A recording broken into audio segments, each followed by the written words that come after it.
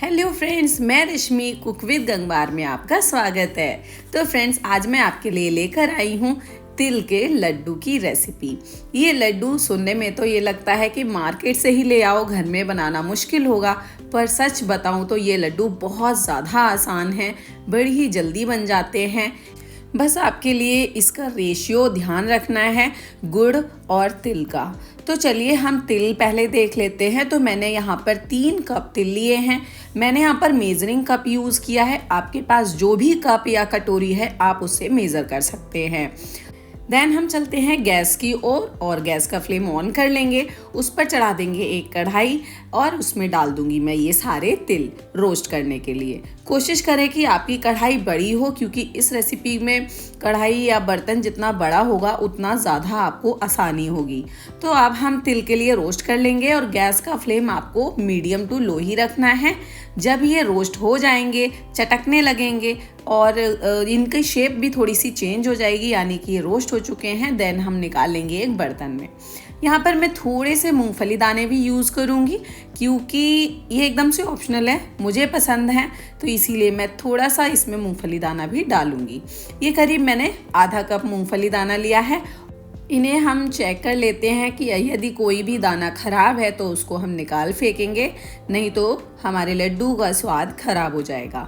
तो चलिए इन्हें भी हम रोस्ट कर लेते हैं। यदि आपके पास रोस्टेड हैं तो आप ये काम मत कीजिए, ये स्टेप मत कीजिए। और इनको रोस्ट करने के बाद हम इसे भी एक बर्तन में निकाल लेंगे। मूंगफली के छिक्कल हटाने के लिए मैं इस टेक्निक का यूज़ करूंगी, जो कि मेरी मम्मी से मैंने सीखा है। वो एक कपड़े में इस तरह से सारे दाने कर लेती थी और थोड़ा सा लूज़ कपड़ा छोड़ के इस तरह से रगड़ लेती थी।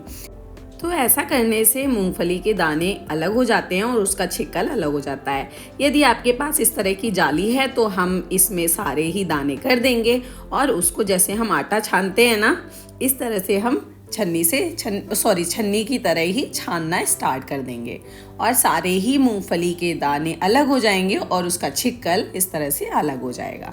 अब आपको इसमें थोड़े से मूंगफली के दाने के छिक्कल ऊपर से लगे हुए दिख रहे होंगे, तो वो इतना ज़्यादा ज़रूरी नहीं है, इसलिए मैंने बिल्कुल क्लीन इसे नहीं किया है। देन हम इसके लिए इन्हीं तिल में मिक्स कर देंगे और अब हम चलते हैं गुड़ की ओर।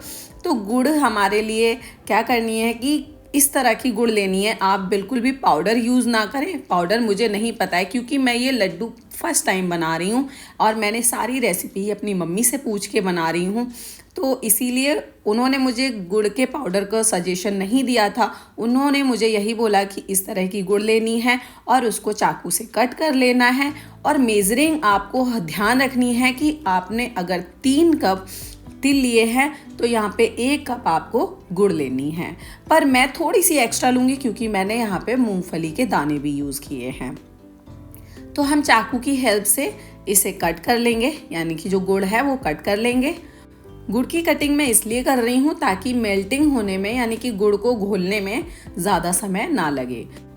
गुड़ को कट करने के बाद मैं ले लूँगी मेजरिंग कप। तो मैंने ये वाला हाफ कप लिया है, जो मेरे मेजरिंग कप है ना, उस बड़े कप का 1 कप का ये आधा कप है। तो मैं इसी हिसाब से मैं पूरा नाप लूँगी, मेरा 1 कप बनके तैयार हो जाए। प्लस मैंने आपको बताया कि मैं थोड़ी सी एक्स्ट्रा गुड़ लूँगी, क्योंकि मैंने मूंगफली के दाने भी यहाँ पर यूज़ किए हैं।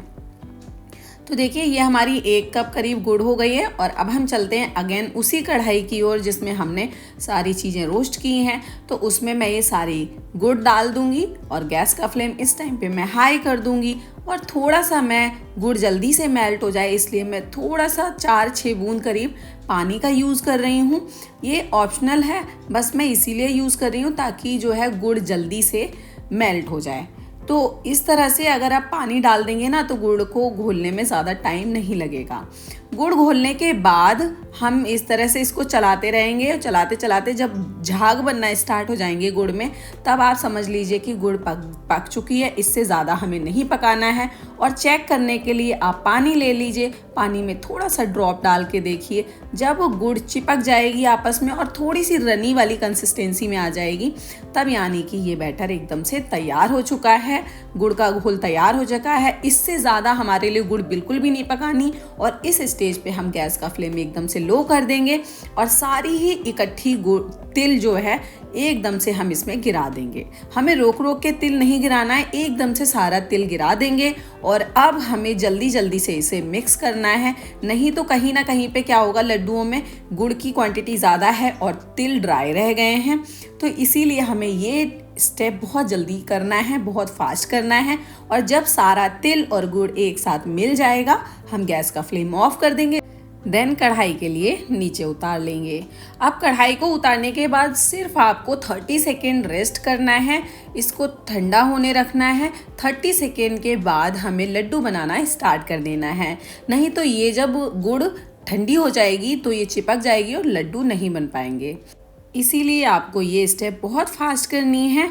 आपको अपने हाथों में जल्दी से पानी लगा लेना है और इस तरह से आप तिल का बैटर अपने हाथ में ले लें, लड्डू का बैटर अपने हाथ में ले लें और हल्का सा प्रेस करते जाएं। और अगर आपको गर्म लग रहा है तो इस तरह से फूंक लें, नहीं तो ज़्यादा गर्म लग रहा है, अगर आप उसको सहन नहीं कर पा रहे हैं तो थोड़ी देर के लिए रख दें। जब आपके लिए लग रहा है कि ये डो आप हाथ से टच कर सकते हैं तो इस तरह से आप थोड़ा सा डो ले लीजिए और अपनी हथेलियों से, उंगलियों से बांधना स्टार्ट कर दीजिए। आपको ये लड्डू ज़्यादा टाइट करके नहीं बांधना है, हल्का सा हाथों से प्रेस करते हुए बांधना है। और इसके लिए हम इसी तरह से सारे ही लड्डू गुड़ के बना करके तैयार कर लेंगे। और आप कोशिश करें कि आप 2 से 3 लोग अगर बनाने बैठेंगे ना तो ये लड्डू बहुत जल्दी बन जाएंगे। और अगर आप लोग अकेले बनाने बैठेंगे तो आपके साथ भी कुछ इस तरह की दिक्कत होगी, जो कि मेरे साथ हुई है। लास्ट स्टेज में ये लड्डू बनना बंद हो गए थे, इसीलिए मैं बोल रही हूँ कि आप लोग 2 से 3 लोग अगर बैठेंगे तो फटाफट लड्डू बन के तैयार हो जाएंगे। अब हम ऐसी सिचुएशन में क्या करें, तो हम गैस ऑन करेंगे और उसके ऊपर यही कढ़ाई रख देंगे। ऐसा करने से क्या होगा कि गुड़ मेल्ट हो जाएगी और फिर से वही वाला हमारा डो तैयार हो जाएगा। लड्डू का डो जो है ना वो तैयार हो जाएगा। अब इस मिक्सचर के हम आसानी से लड्डू बना सकते हैं।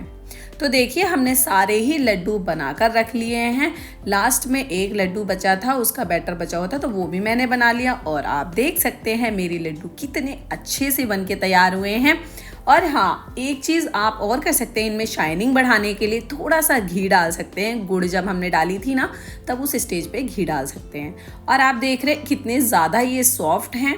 तो इस तरह से अगर आप लड्डू को बनाएंगे ना तो बहुत ज़्यादा सॉफ्ट लगेंगे और बहुत ही अच्छे से बनके तैयार होंगे। बस आप लोग गुड़ जब हम लोग मेल्ट कर रहे थे ना उस टाइम पे वो उस स्टेज को आप ध्यान रखिए। ज़्यादा देर तक हमें नहीं पिघलानी है गुड़, ज़्यादा पक जाएगी तो हार्ड हो जाएगी गुड़ और लड्डू बहुत ज़्यादा हार्ड बनके तैयार होंगे। तो फ्रेंड्स, इसके लिए अब हम स्टोर करने के लिए क्या करें, कई लोगों का प्रॉब्लम होता है कि ये लड्डू बहुत जल्दी सील जाते हैं, सीलन को बहुत जल्दी एब्जॉर्ब कर लेते हैं और ख़राब हो जाते हैं। तो उसके लिए हमें एक कंटेनर ले लेना है। कंटेनर में किसी भी तरह का कोई मॉइस्चर नहीं होना चाहिए और इसके बाद हम इन लड्डुओं को एयर टाइट कंटेनर में आसानी से रख सकते हैं। मैंने यहाँ पर कांच का लिया है, आप लोग स्टील का भी ले सकते हैं, प्लास्टिक अवॉइड करें। और अब इस तरह के लड्डू को हम 4 से 5 महीने तक आराम से रख के खा सकते हैं। तो दोस्तों, ये मकर संक्रांति स्पेशल वीडियो आपको कैसी लगी मुझे कमेंट बॉक्स में ज़रूर बताएं। वीडियो पसंद आई हो तो वीडियो को लाइक, शेयर और चैनल को सब्सक्राइब कर लें। मिलते हैं नेक्स्ट वीडियो में, बाय बाय।